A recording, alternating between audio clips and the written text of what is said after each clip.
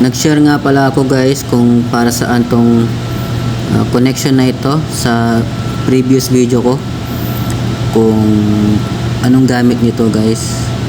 At yun na nga, may nagtanong sa akin kung paano daw yung linya nito. Yan, maraming salamat nga pala sa pagbisita mo sa aking channel at sa pag-interest mo sa ganitong sa mga e-bike na ito. Yung kulay ng wire ay kulay gray. Ngayon papunta yun guys dito sa sensor. Isa itong switch guys na konektado sa brake level. Kapag nag-brake ka, masa-sense ng controller yan. Tapos ay titigil yung makina.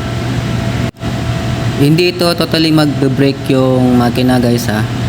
Ano lang, bali ang gamit lang nito ay ikakat lang niya yung power na dumadaloy sa makina para hindi na ito umandar. Pero hindi siya magpipigil kung ba magbe-brake. Kung makikita mo yung wire niya ay kulay gray at black. Bali para para mag-cut off ng power sa makina ay magdidikit yung black tsaka gray kapag pinihit mo yung brake level. Gagana pa rin yan guys kahit hindi nakakonect yung isa na sensor. Ipapakita ko lang sa inyo kaya tinanggal ko yung isa. Paandarin ko lang yung makina. Yan guys, habang automatic na siyang tumatakbo, subukan kong ipihit yung brake level kung titigil ang makina. Yan. Subukan ko na siyang i-brake.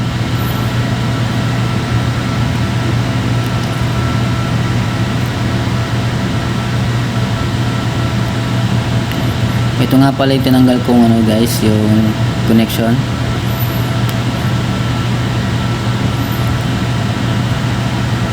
Sa nakikita nyo guys ay talaga tumigil kasi nga nakatanggal yung connection. Tapos naman guys, susubukan natin siya sa kabila na nakakonect yung sensor nya.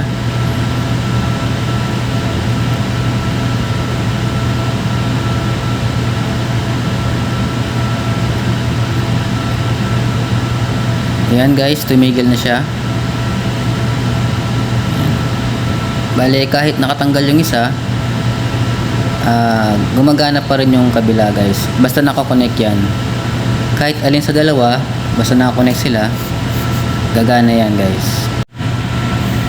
Kung mapapansin nyo, wala siyang brake cable. Hindi pa kasi ako nakapagkabit ng brake sa harapan ng e-bike ko. Sa likod lang meron.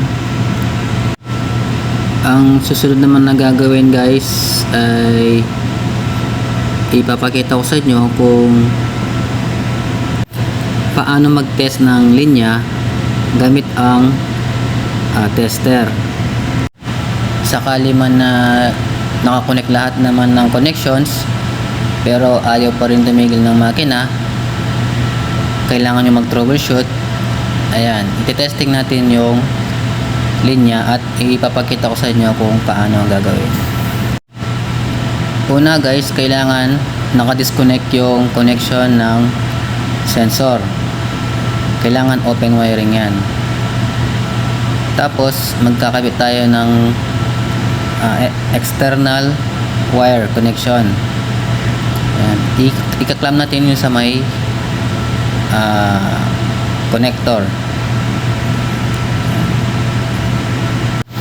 Kailangan nasa 1 metro ang haba ng wire na gagamitin dito guys.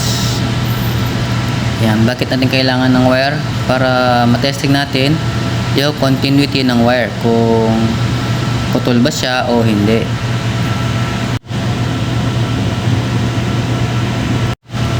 Ang susunod na gagawin ay i-connect yung external wire sa negative probe ng tester natin.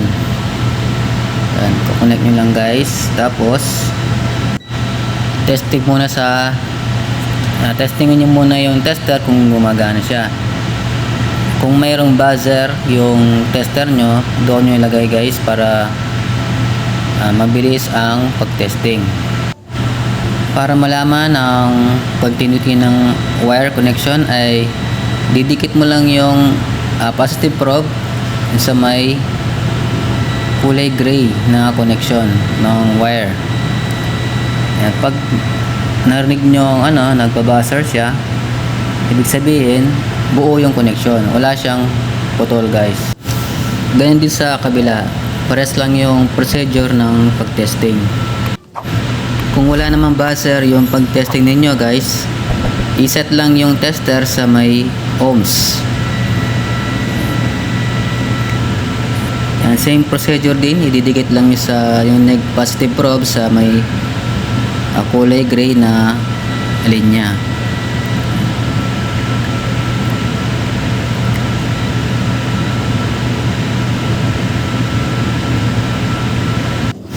Yan, sinet ko lang sa guys, sa ohmmeter. Yan. Pag nag-reading siya, malapit siya sa 0, okay siya guys. Ibig sabihin, meron siyang continuity. Pag wala siyang response, kung nakita nyo kanina, OL lang ang nakalagay, ibig sabihin, wala siyang response, putol yung linya guys. Ngayon, anong next step kung sakaling walang response guys or putol yung linya? Saan pwedeng mag-trace ng linya?